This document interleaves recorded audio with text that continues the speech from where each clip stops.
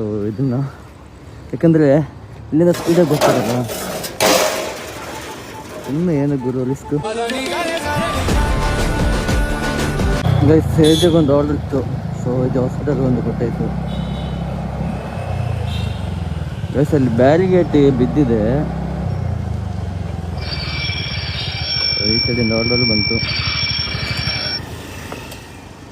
So ಇವತ್ತು day ಟೈಮಲ್ಲೂ ಒಂದು ಬಿದ್ದಿತ್ತು, ಅದನ್ನು ಸರಿ ಮಾಡಿದೆ ಹಲ್ಲಂಗಡಿ ಸೈಡಲ್ಲಿ.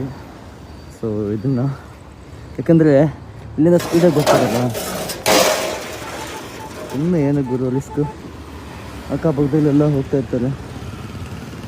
ಸೊ ನಮ್ಮ ಕೈಲಿ ಆದಷ್ಟು ನಾವು ಮಾಡಬೇಕು. ಯಾವತ್ತು ಎಲ್ಲ ಅವ್ರ ಮೇಲೆ ಡಿಪೆಂಡ್ ಆಗೋಕ್ಕಾಗಲ್ಲ.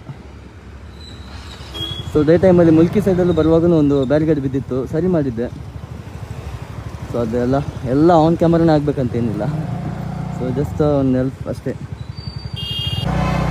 ಸೊ ಬ್ಯಾರಿಗೇಡ್ ಸೈಟ್ ಇದೆ ಇವಾಗ. ನೆಕ್ಸ್ಟ್ ಆರ್ಡರ್ ಹೋದೇನ ಇವತ್ತು. ಸೊ ಇವಾಗ ಸ್ವಿಗ್ಗಿ ಪಾರ್ಟ್ನರ್ಸ್ ಅವರು ತುಂಬ ಕಮ್ಮಿ ಆಗಿದ್ದಾರೆ ಏರಿಯಾದಲ್ಲಿ, ಹಾಗಾಗಿ ಆರ್ಡರ್ ಎಲ್ಲ ಒಳ್ಳೆ ಸಿಕ್ತುಂಟು ಇವಾಗ. ಸೊ ಯಾರೆಲ್ಲ ಅರ್ನಿಂಗ್ ಮಾಡ್ತಿಲ್ಲ ಅರ್ನಿಂಗ್ ಮಾಡ್ಕೊಳ್ಳಿ ಅಂತ ಕೇಳ್ಕೊತಿದ್ದೀನಿ. ಏನಕ್ಕಂದರೆ ಒಳ್ಳೆ ಅರ್ನಿಂಗ್ ಆಗುತ್ತಲ್ಲ, ಸುಮ್ಮನೆ ಯಾಕೆ ಟೈಮ್ ವೇಸ್ಟ್ ಮಾಡೋದು. ಮೇಲ್ ಬರಬೇಕಂದ್ರೆ ಎಲ್ಲರೂ ಒಟ್ಟಿಗೆ ಮೇಲೆ ಬರಬೇಕು ಹೊರತು ನಾನೊಬ್ಬನೇ ಮೇಲೆ ಬರ್ತೀನಿ ಯಾರು ಸ್ವಿಗ್ಗಿಯೇ ಮಾಡಬೇಡಿ ಅಂತ ಹೇಳ್ಬೋದಾಗಿತ್ತು. ಬಟ್ ಆ ಥರ ಅಲ್ಲ, ಬಂದರೆ ಎಲ್ಲರೂ ಮೇಲೆ ಬನ್ನಿ, ಬೆಳ್ಳಿಕ್ಕಾಗಲಿರೋ ಪರವಾಗಿಲ್ಲ, ಬಟ್ ಒಂದು ಲೆವೆಲಲ್ಲಿ ನಾವು ಇರಬೇಕಲ್ವಾ. ಹಾಗಾಗಿ ಸೊ ಎಲ್ಲರೂ ದುಡೀರಿ, ಎಷ್ಟಾಗುತ್ತೆ ಅಷ್ಟು ಎಫರ್ಟ್ಸ್ ಹಾಕಿದರೆ ಮಾತ್ರ ಏನಾದರೂ ಒಂದು ಮುಂದೆ ಆಗೋ ಚಾನ್ಸಸ್ ಇರುತ್ತೆ. ಸೊ ಅದಕ್ಕೋಸ್ಕರ ನಾನು ಡೇ ನೈಟ್ ನಾನು ಕೆಲಸ ಎಷ್ಟು ಮಾಡ್ತೀನಿ ಅಂದರೆ, ನಾನು ಇಷ್ಟರವರೆಗೆ ನಾನು ದುಡ್ಡು ಬೇಜಾರು ಹಾಳು ಮಾಡಿದ್ದೀನಿ. ಬಟ್ ಯಾವತ್ತೂ ಥಿಂಕೇ ಮಾಡಿರಲಿಲ್ಲ ನಾನು ಈ ಥರ ಆ ಟೈಮ್ನ ನಾನು ಕರೆಕ್ಟಾಗಿ ಯೂಸ್ ಮಾಡ್ಕೊಂಡಿದ್ದರೆ ಒಳ್ಳೆ ದುಡ್ಡು ಮಾಡ್ಬೋದಾಗಿತ್ತು. ಬಟ್ ನಾನು ಕರೆಕ್ಟಾಗಿ ಯೂಸ್ ಮಾಡ್ಕೊಂಡಿಲ್ಲ. ಇವಾಗ ಸ್ವಲ್ಪ ಬುದ್ಧಿ ಬಂದಿದೆ, ಹಾಗಾಗಿ ಕರೆಕ್ಟಾಗಿ ಯೂಸ್ ಮಾಡ್ಕೊಳ್ತಿದ್ದೀನಿ. ಮತ್ತು ಆ ಟೈಮ್ ಫುಲ್ ಟೈಮ್ ಆಗಲಿ ಫುಲ್ಲು ಡಿಪೆಂಡ್ ಆಗ್ತಿರೋದು ನನ್ನ ಕೆಲಸದ ಮೇಲೆ. ಸೊ ಫುಲ್ ಮೈಂಡ್ ಸೆಟ್ ಅಂತೂ ಚೇಂಜ್ ಮಾಡಿಕೊಂಡು ಕೆಲಸದ ಮೇಲೆ ಕಾನ್ಸಂಟ್ರೇಷನ್ ಇದೆ ನನ್ನದು. ಸೊ ಟೈಮ್ ವೇಸ್ಟಿಗೆಲ್ಲ ನಂತರ ಟೈಮ್ ಇಲ್ಲ.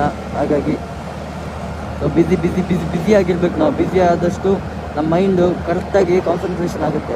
ಬ್ಯುಸಿ ಇಲ್ಲ ಅಂದರೆ ತಲೆ ಎಲ್ಲೆಲ್ಲೋ ಓಡುತ್ತೆ, ಅದು ಮಾಡುವ ಇದು ಮಾಡುವ, ಅಲ್ಲಿಗೆ ಹೋಗುವ ಇಲ್ಲಿಗೆ ಹೋಗುವ ಅಂತ. ಸೊ ಎಲ್ಲವನ್ನು ಸಹಿಸ್ಕೊಂಡು ಅನುಸರಿಸ್ಕೊಂಡು ಹೋಗ್ಬೇಕಂತ ಕೇಳ್ಕೊತಿದ್ದೀನಿ ಅಷ್ಟೇ.